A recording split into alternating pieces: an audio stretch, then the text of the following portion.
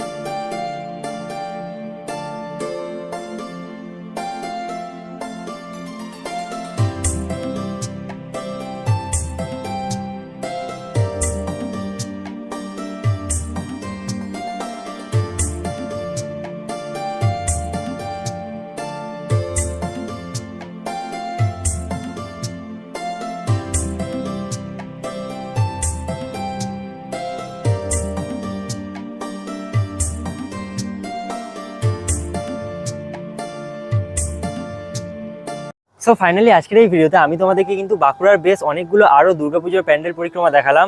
তো আজকের ভিডিওটা তোমাদের কেমন লাগলো সেটা আমাকে নিচে কমেন্ট বক্সে অবশ্যই জানাবে। আর এরকমই নতুন নতুন দুর্গাপুজোর ভিডিও দেখার জন্য এই চ্যানেলটা তোমরা সাবস্ক্রাইব করতে পারো। তো আজকের এই ভিডিওটা এখানেই শেষ করছি, দেখা হবে খুব তাড়াতাড়ি পরে কোনো একটা নতুন দুর্গাপুজোর ভিডিওর সাথে।